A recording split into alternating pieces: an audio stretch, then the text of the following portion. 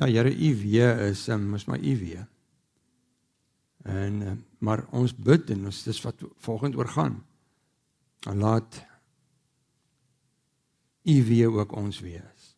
Laat ons daar loop waar U wil hê ons moet loop.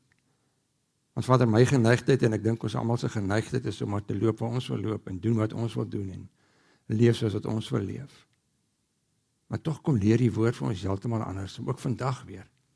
En daarom vra ek dat U ons nou sal oopmaak vir die Heilige Gees se lering en maak dit vir ons moontlik om te kan hoor wat U vir ons wil sê. Maak ons ontvanklik, maak ons leerbaar, maak ons so dat ons sal verander, dat ons sal leer. Ons bid dit in die naam bo alle name, die naam van Jesus. Amen. Ons gaan nou lees daar by Kolossense 1 en maar ons jaarthema, soos julle weet, is ek in Christus en Christus in my.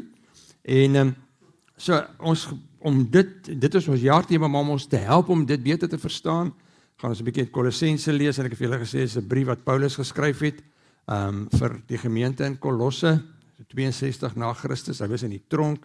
Dis 'n gemeente wat hy nooit by was nie, maar hy het gehoor dit gaan goed in die gemeente, maar daar het ook klomp dwaalleers ingekom. En dan begin hy om eintlik maar vir hierdie gemeente te leer hoe om regtig in die weë van die Here te loop. En vir ons ook, want ons luister nou saam na hierdie brief wat 2000 jaar terug geskryf het. Ek het laas gesê van Kolosse het niks oorgebly nie behalwe hierdie brief. Dis wat ons het.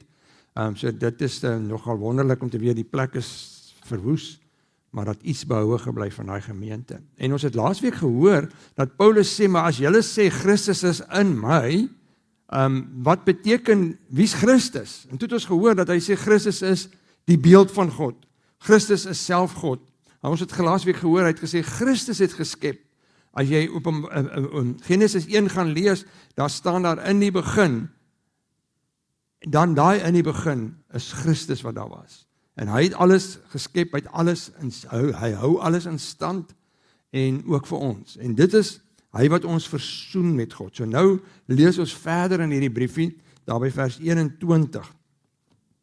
Nou praat hy met hulle en hy praat ook met ons. Ook julle was voorheen ver van God af en vyhandig gesind teenoor God, soos blyk uit julle sondige lewenswyse.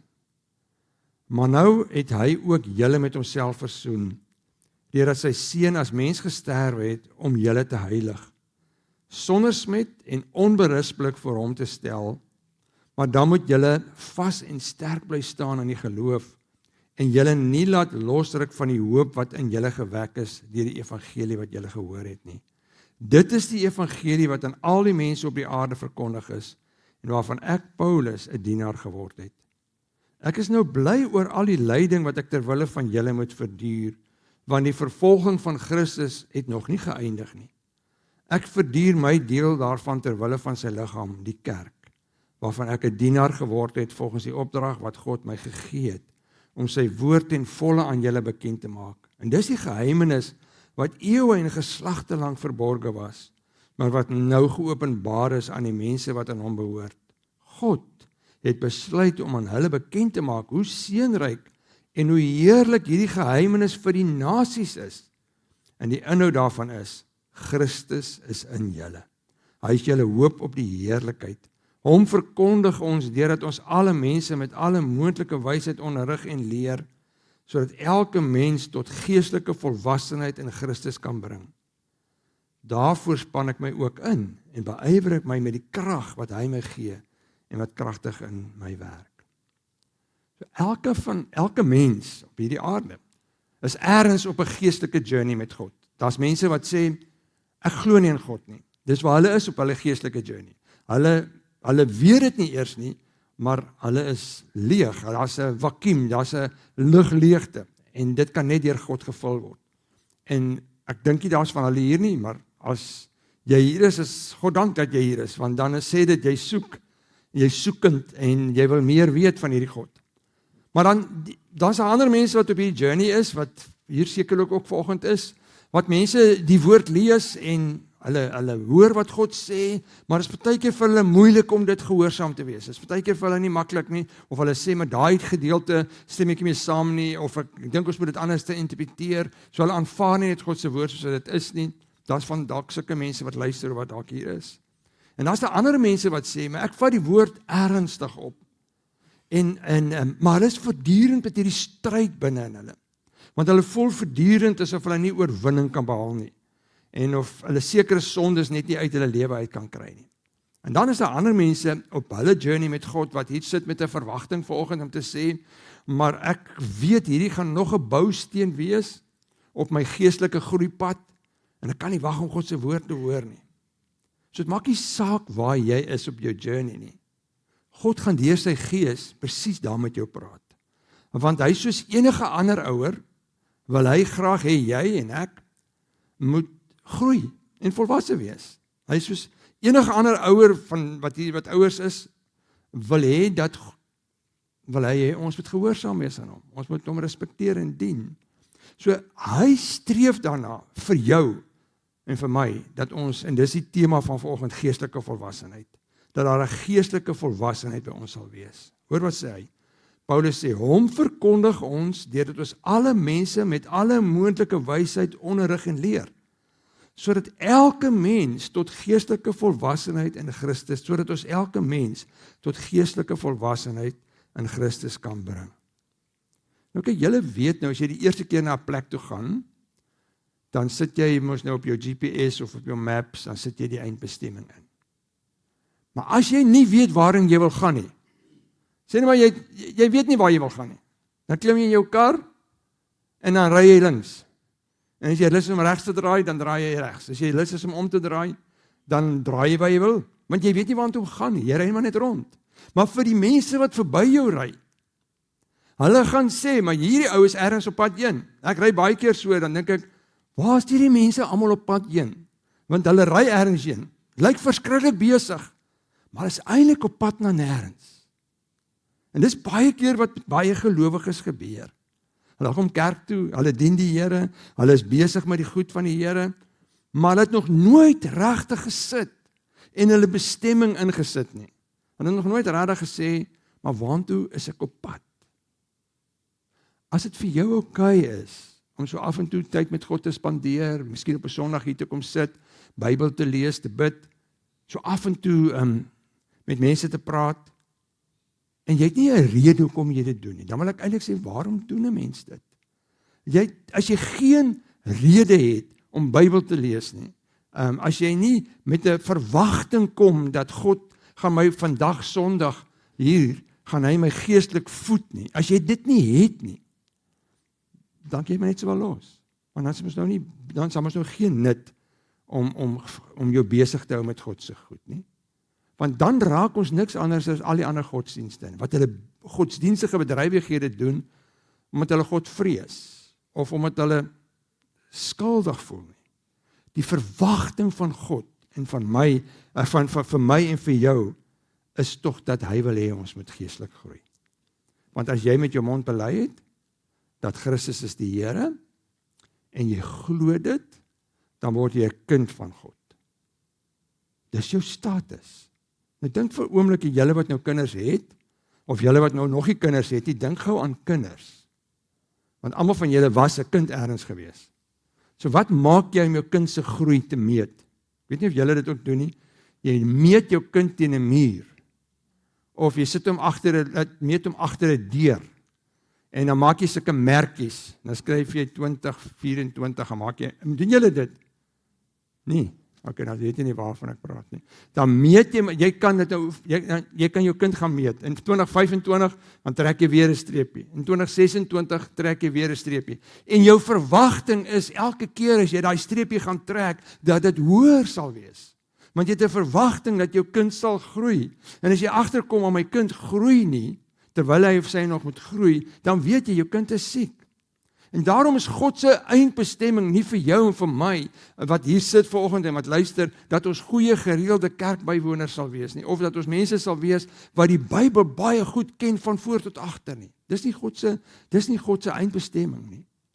Die eindbestemming is, dat jy geestelik sal groei. En dis waaroor hy ons by mekaar bring. En as jy gaan kyk wat Paulus sê, hy sê, ek leer mense, deur alles wat ek het, om hulle geestelik volwasse te maak. Nou daai woordjie volwasse, is nou maar die Griekse woordjie wat beteken to reach its intended goal, or to become complete, or fully developed, or fully formed according to intended purpose.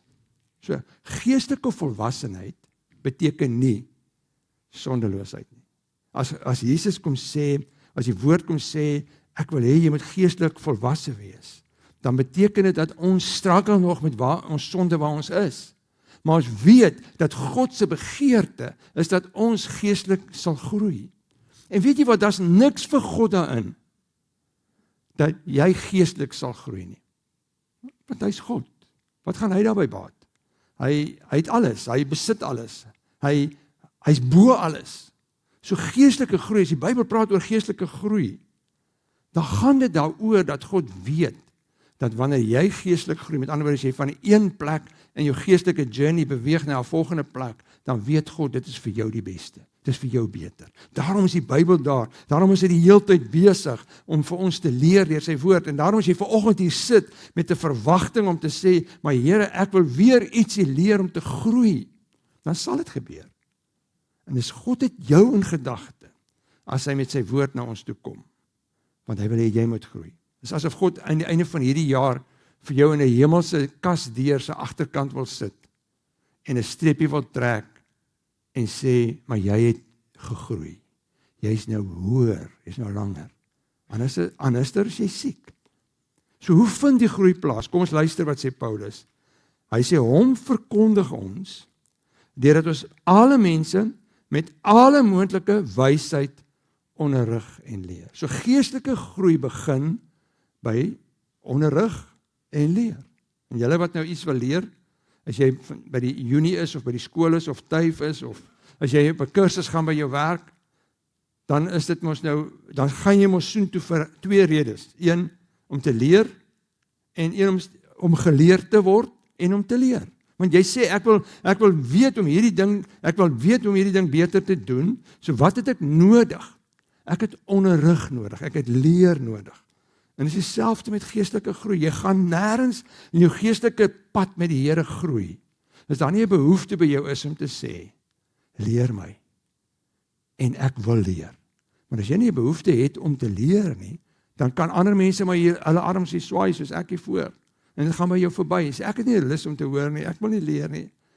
Maar God wil jou help. En wat is die curriculum? Paulus sê dit. Hy sê, hom verkondig ons. Dis die curriculum. En wie is die hom? Christus. Hy sê hier, Christus in my. Nou ja, ons het nou die voorreg om 'n geheim te hoor. Hy sê, dis die geheimenis wat eeue en geslagte verborge was, maar wat nou geopenbaar is aan die mense wat aan hom behoort. God het besluit om aan hulle bekend te maak hoe seënryk en heerlik hierdie geheimenis vir die nasies is. Die inhoud daarvan is Christus is in julle en hy is julle hoop op die heerlikheid. Nou, as ons dink aan geestelike groei, dan is daar natuurlik horisontale groei. Nou, horisontale geestelike groei is doodeenvoudig net wanneer jy sê, ek wil meer leer van 'n onderwerp. Jy sê, ek wil meer weet, sê maar van die eindtye, en dan kyk jy Bybelstudies en video's, of jy wil meer weet van die Joodse gebruike, en jy wil meer weet van die Ou Testament, of die geskiedenis van die kerk, of van jou kerk se dogma, dan leer jy die Bybel, maar dis alles horisontale groei. Dis nie sleg nie. Maar as die Bybel praat van geestelike groei, dan is dit veral vertikale groei. Dis groei waar ons by 'n punt kom om te sê, maar ek wil nie net kopkennis hê van God nie, want dit help nie net ek bestudeer die Bybel en ek kry 'n klomp kopkennis. Nou weet ek 'n klomp goed oor die Bybel nie, en ek kan dit verdedig en ek kan met mense daaroor praat nie. Wat God bedoel en wat die Bybel bedoel en wat die Gees wil hê, is dat jy vertikaal sal groei. En dis 'n hartsverandering. Dis wanneer jy by jou hart kom om te sê, maar ek weet waar ek nou is nie waar ek behoort te wees as ek môre terugkyk na vandag nie. So ek wil hê my begeertes moet anders te wees. Ek wil hê my liefde vir Jesus, ek wil hê my liefde moet meer word vir Jesus. En ek moet dit meer bely. My afhanklikheid moet groter word. As ek bid, moet dit dieper sin maak. As ek my verhoudings na mense kyk, dan moet ek liefdevoller wees. Dan moet 'n duidelike verandering wees wanneer ek sê, ek wil geestelik groei. Ek wil hê God met my Christus, met my help om geestelik te groei. Nou ons het 2 weke terug gepraat oor hoe kry jy Christus in my? Hoe gebeur dit dat dit gebeur? Ons het 2 weke daarna gekyk. Hy het gesê, hy, Jesus, het ons uit die mag van die duisternis weggeruk, is onder die heerskappy gestel van sy seun wat hy liefhet, en deur die seun het ons, wat dan nou glo, verlossing verkry en die vergewing van sondes ontvang. So, dit is wanneer jy by daai punt kom, wanneer jy besef, maar ek is gerescue, ek is gered, dan beteken dit, die houvas van die bose is verbreek. En nou is ek met God versoen. En as jy dit glo, dan is jy 'n kind van God. Maar jy is nie eensklaps volmaak nie. Jy moet nou word soos wat Jesus is. So wat beteken dit, of wat behels dit dan, dat Christus in my is? En dit is 'n amazing ding, dat wanneer jy besluit, wanneer jy die reddingsboodskap hoor, en elkeen van julle moes al 'n punt gewees het in jou lewe om dit te hoor, wanneer jy dit hoor, dan word jy kind van God. Maar daai selfde oomblik, dis nie later nie, kry jy Christus, en ons weet nou, dat Christus se Gees, die Heilige Gees, op daardie oomblik in my kom woon. Nou Paulus sê, dis 'n geheimenis, want dit was nie so in die Ou Testament nie. Die Ou Testamentiese gelowiges het nie die Heilige Gees ontvang nie. Dis net profete wat, wanneer God iets wil bring, of 'n boodskap wil bring, dan sê hy het sy Gees oor hierdie persoon laat kom, en dan het hierdie persoon as 'n profeet opgetree. Maar dit was nie 'n natuurlike ding, dat wanneer jy 'n gelowige was in die Ou Testament, jy deur die Heilige Gees vervul word nie. Dis 'n ding wat 'n geheimenis was, wat nou vir ons oopgemaak is, wat vir ons sê, ons het die voorreg om as gelowiges, God in sy Gees by ons te hê. Want as dit nie so is nie, dan moet jy die hele tyd soek na God. En dan moet ons bid, ons hoef hom nie by 'n plek te gaan soek, soos die Jode hom gesoek het, en sê, maar hy is in die allerheiligdom, daar gaan ons vir God vind nie. Ons hoef nie, as ons nie God binne in ons het nie, die Heilige Gees in ons het nie, dan moet ons sekere wette hou. Dan moet ons sê, ons moet hierdie wette hou, ons moet sekere rituele doen, sodat ons God se aandag kan trek, sodat ons naby aan hom kom. Ons hoef niks te doen om God gelukkig te hou nie, of om sy aandag te trek nie. Ons hoef nie in die rigting van Jerusalem te bid, of in die rigting van Pretoria te bid nie, as jy wil nie. Dit is nie nodig nie. Dit is 'n goeie plek om in die rigting te bid, ek weet nie waar is die rigting nie. Nee, hoor hierso, en dis die amazingste van God. Die lewende God, kom red jou, hy rescue jou, en dan sit hy jou onder sy heerskappy, hy vergewe jou sondes, en hy versoen jou met God, en dan kom woon hy by jou. Hoor wat staan in 1 Korintiërs 3, hy sê, weet julle nie, dat julle die tempel van God is, en dat die Gees van God in jou woon nie. Nou, hoekom sal God sy Gees gee om in jou te woon? Vir een rede. Hy wil jou help. En daarom is Christus in my, as ons prakties moet dink, daar's 'n paar goed, daar's baie wat jy kan sê oor wat dit beteken om Christus in jou te hê, maar ek gaan net so 'n paar noem, wat vir my belangrik is. Die eerste ding is, jy kry 'n nuwe identiteit. Want onthou nou, jou identiteit, dit wie jy is, bepaal mos jou gedrag. Wie jy dink jy is, bepaal hoe jy leef. So, jou identiteit, as jou identiteit lê in jou prestasies, of jou status, of in jou rykdom, of jou herkoms, of hoeveel Bybeltekste jy kan opsê, dan is dit hoe jy sal leef, want dis wat jou identiteit bepaal. Maar Christus in jou verander jou identiteit. Want nou word jy mos 'n kind van God. Iemand wat aan Christus behoort, is 'n nuwe mens. Die ou is verby, die nuwe het gekom.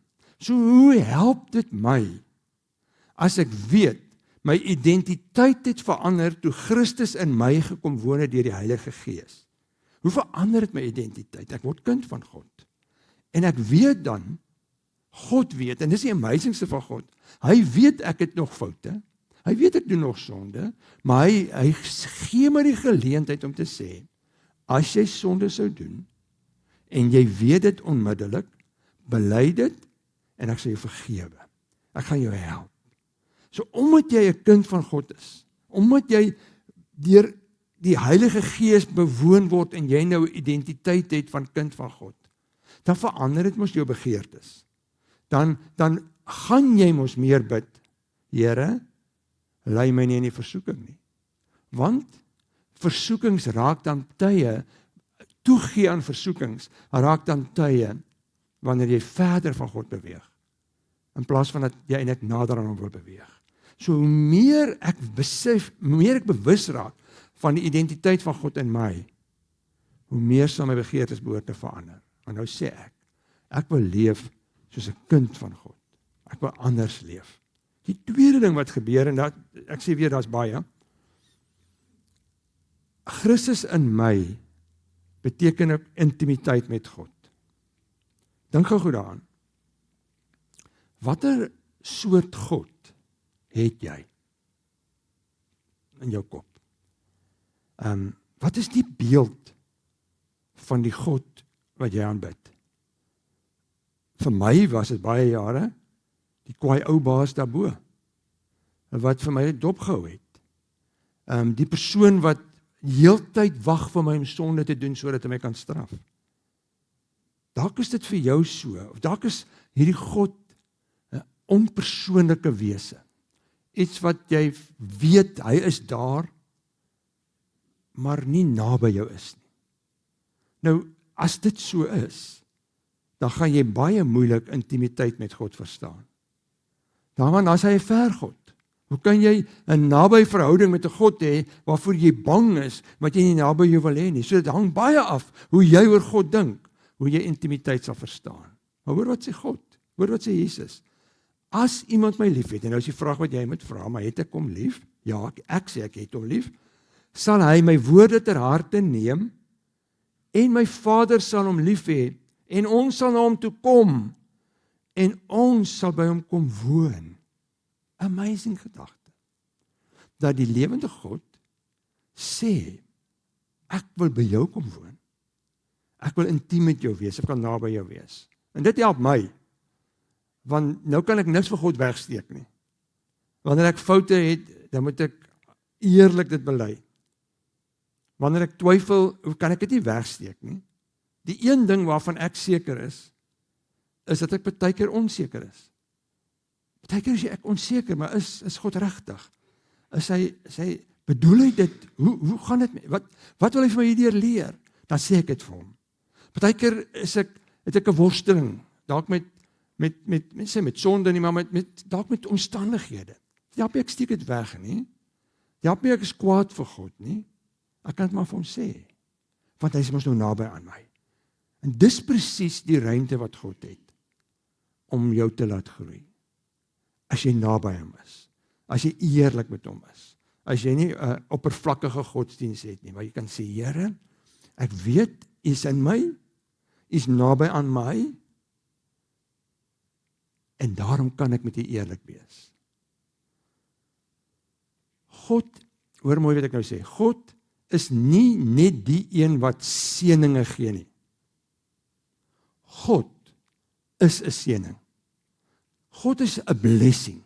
Dis 'n blessing om te hê, om te weet, dat God is in my. Dis 'n groot seën. Hy is die seën in my lewe. Hy seën my van binne af. Dis 'n ongelooflike rykdom. En Paulus sê dis 'n geheim. Dis hoekom dit 'n geheimenis is. Dat hierdie groot God seën my nie net nie.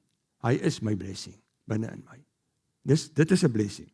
Die derde ding wat gebeur is, God in my is, Christus in my, sy krag is ook in my. Paulus sê, daarvoor span ek my in, en beywer ek met die krag wat hy gee, en wat kragtig in my werk. Soos wat Paulus hierdie brief skryf en sê, die manier hoe ek gaan aanhou verkondig, en hoe ek aanhou gaan leer van Christus, en vir mense gaan help, is dit. Ek het die krag van God. En mense dink, ja, maar dis logies dat 'n mens so al dink. Maar die probleem is dat baie van ons, en ek sluit myself in, probeer partykeer om goed wat verkeerd is in ons lewe, in ons eie krag te oorwin. Ek gaan hard werk om nie meer so lelik te wees nie, of nie meer so op te tree nie. Dit kan net een van twee uitkomste hê, as jy uit jou eie krag uit probeer om sonde te oorwin. Jy kan of trots raak en sê, sien julle, ek het mind over matter, ek het oorwin. Of jy kan net altyd moedeloos raak om te sê, en ek dink dis waar baie mense is, ek gaan nooit hierdie sonde oorwin nie. As jy by daai punt is, dan weet jy, as jy hier sit vanoggend en sê, ek gaan nooit daai sonde oorwin nie, dan probeer jy in eie krag. Maar as jy in God se krag werk, wat alreeds binne in jou is, en jy prop by dit in, jy kan die krag van God ignoreer, maar as jy daarby inprop, dan sê jy die volgende, ek is moedeloos, want ek kry nie hierdie sonde oorwin nie, maar ek gaan nou sit, en ek gaan by God sit, en sê, leer my stappie vir stappie, wat moet ek doen, om hierdie sonde te oorwin, en dan begin God se gees met jou werk, en dan begin jy agterkom, dis wat ek eintlik moet doen, ek moet hierdie situasie vermy, ek moet glad nie by hierdie omgewing kom nie, want dan is dit vir my makliker om die sonde te oorwin, maar dan begin jy met God se krag werk, natuurlik werk jy ook daaraan, jy sit ons nou nie terug en sê, Here, ek het nou hierdie sonde, of hierdie ding waarmee ek sukkel, hierdie onvermoë, so nou moet jy dit maar kom uitsorteer. Nee, maar jou moedeloosheid begin, of as jy op 'n moedeloosheid gevoel het, dan kom jy daar en sê, Here, help my. Die volgende ding wat gebeur, is dat as Christus in jou is, dan het jy hoop op heerlikheid. Hy sê in vers 27, Christus is in julle. Hy is julle hoop op die heerlikheid. Dis 'n amazing ding wat gebeur, dan hoor wanneer jy sê, ek word 'n kind van God, ontvang jy Christus in my, jy kry 'n nuwe identiteit, jy kry intimiteit met God, jy kry sy krag, maar jy kry terselfdertyd ook hoop. En hoop is 'n ongelooflike, wonderlike ding om te hê, want die hoop, hy sê hoop op heerlikheid, die hoop op heerlikheid, die Engels praat van glory, is nie eendag alleen nie, natuurlik is dit ook eendag. Maar jy kan vanoggend hier sit, en jou situasie kan so verskriklik sleg lyk, maar jy weet, Christus is in my, en daarom het ek hoop, want hoop is, waar daar hoop is daar lewe. Nie soos ons sê, wanneer daar lewe is daar hoop nie. Nee, wanneer daar hoop is, wanneer jy kom by die punt om te sê, Christus is in my, en daarom het ek hoop, dan kan jy die glorie, die heerlikheid begin leef. C.S. Lewis, wat julle seker al van gehoor het, hy skryf op 'n stadium, hy sê, hy verstaan nie dat mense speel in modderpoele, terwyl hy eintlik by God 'n seevakansie kan nie. Dis as jy swem in 'n pothol, as jy van Suid-Afrika afkom, sê jy verstaan. Julle wat nie daar groot geword sal nie weet nie, maar of jy kan swem by die see. Dis mos nou 'n no-brainer. So as jy met jou omstandighede sit, en jou omstandighede is besig om jou te oorweldig, dan het jy nie by hierdie punt gestop om te besef, maar Christus is in my. Ek hoef nie so hopeloos te voel nie. Ek hoef nie sonder hoop te wees nie, want hy is my hoop op heerlikheid. As ek na hom kyk, dan weet ek, hierdie situasie, al gaan dit nooit verander nie. Hy is by my in hierdie situasie, en hy gaan my krag gee om daardeur te kom. 'n Ander ding wat hy sê ons kry, is sy wysheid. Die geheimenis is in Christus, en om ons alle verborgde skatte van wysheid en kennis van te vind. Kyk nou weer die prentjie. Jy is 'n kind van God, jy ontvang die Heilige Gees, of jy ontvang dan nou Christus in jou, jy kry 'n nuwe identiteit, jy raak intiem met God, jy kry sy krag, jy het sy hoop, maar nou het jy sy wysheid. Dis nog iets wat jy kry. Christus ken jou meer as wat jy jouself ken, want hy ken jou, hy het jou gemaak. En 'n mate jy geestelik groei, moet jy die wysheid van God, deur die wysheid van Jesus, begin raak sien, plekke waar jy nie hoort nie. Goed is wat jy nie nodig het om te kyk nie. Goed wat jy nie nodig het om te lees nie. Want dis die wysheid van Christus, wat jou kom help. Dis die wysheid van Christus wat jou leer hoe om jou naaste te behandel, al behandel hulle jou sleg. Dis die wysheid van Christus, dit is net dit wat jou gaan help om kritiek te kan hanteer, sonder om te reageer op 'n lelike manier. Dis die wysheid van Christus in jou, wat jou gaan help om te sê, maar hoe hanteer ek mense wat my seer maak? En dis eintlik jou innerlike kompas. As jy nie dit het nie, en dit nie gebruik nie, wat gebeur? Dan tree jy maar in jou eie op. En voor jy kom kry het jy klaar weer kwaad geword, of klaar iets leliks gesê, en dan naderhand voel jy so sleg daaroor. Want jy het die wysheid, wat reeds tot jou beskikking is, nie gebruik. Daar's nog baie, maar ek gaan nog net een noem. Christus in my, hy is jou volmaakte leermeester.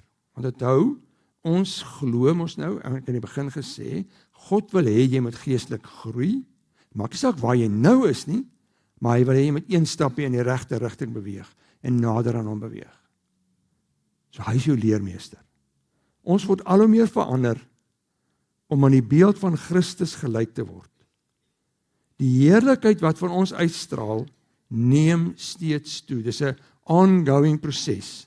Wanneer jy 'n sekere vlak, en dan sê jy maar net, dit doen die Here wat die Gees is. So wanneer jy 'n sekere vlak bereik, voel jy het my, ek het nou geestelik gegroei, as ek nou terugkyk en ek kyk na die kasdeur, in die hemelse kasdeur, en sê, wow, ek het regtig gegroei hierdie jaar. Dan moet ek weet, daar's 'n volgende streepie wat wag. En nog 'n streepie. God is voortdurend besig, want hy is God. Hy is voortdurend besig om iets nuuts te leer, en nuuts te openbaar, 'n nuwe oorwinning te gee, 'n nuwe uitdaging te gee, want God is onuitputlik in sy bron nie, van krag en wat ook al hy nodig het. So hy is ons leermeester, en hy help jou in hierdie transformasieproses. Dis by hom wat jy gaan sit, en sê, Here, help my met nederigheid, en leer my nederigheid. Ek het al vir julle 'n paar keer gesê, dit help nie jy bid, of moenie bid vir Here, gee my meer geduld nie. Hoekom nie? Want dan gaan jy getoets word. Nou môre gebeur alles, jy sê, maar hoekom, ek het nou hier in die week gebid, Here, gee my meer geduld, en ek kyk nou al hierdie goed wat met my gebeur, dit is presies wat nou gebeur. Want jy het mos so gesê, Here, gee my meer geduld, dan sê, kom ek gaan toets jou, het jy nou meer geduld? Maar dis wat jy doen. Jy sê, Here, leer my om nederig te wees, leer my om geduldig te wees, of goedhartig te wees, of leer my om selfbeheersing te hê, of vriendelik te wees, deernis vir mense te hê, die mense met wie ek saam my lewe deel, help my, leer my, hier sit ek, en hier is die woord, en hy leer my. Dis die pad van geestelike groei. God wil hê, jy moet geestelik groei, want dit is vir jou die beste. Want dan gaan jy meer beleef van hom. So wat hoor ek? Nou net wat ek gesê het, geestelike volwassenheid, geestelike groei, gee jou meer vreugde, meer liefde, meer geduld, meer vrede, noem dit op. Een vlakkie, een stappie nader aan geestelike volwassenheid. Maak nie saak waar jy is nie. Om gereeld kerk toe te kom, om Bybel te lees, is nie noodwendig, bousteen in 'n ou se geestelike lewe, as jy dit net doen, omdat jy dit doen. Dis soos om by 'n petrolstasie te staan, want jy weet, hierdie goed langs die pad, jy is op pad, maar jy is saam lekker by die petrolstasie, met lekker kos, en jy wil nie hier weggaan nie, jy wil daar bly. Maar jy moet eintlik net kom volmaak. Vanoggend, hier by hierdie kerk, en môre wanneer jy Bybel lees, wanneer jy bid, is vir een rede, sodat ek kan volmaak vir die dag, volmaak vir die week, sodat ek in hierdie week kan geestelik groei. Horisontale groei is belangrik, maar veral vertikale groei, waar jy kom sê, Here, verander my gedagtes, laat ek ander begeertes kry, leer my om dieper en meer te leer van U. En wat kry jy is, wat help hy jou mee? Hy gee vir jou Christus in jou, hy verander jou identiteit, maak jou kind van God, wat jou sal motiveer om as kind van God meer van hom te leer. Hy gee vir jou homself, hy maak hom beskikbaar naby aan jou, Hy gee vir jou die Heilige Gees. En ek het al baie vir julle hier gevra, vra maar weer vanoggend vir die Heilige Gees. Hoe woon U by my?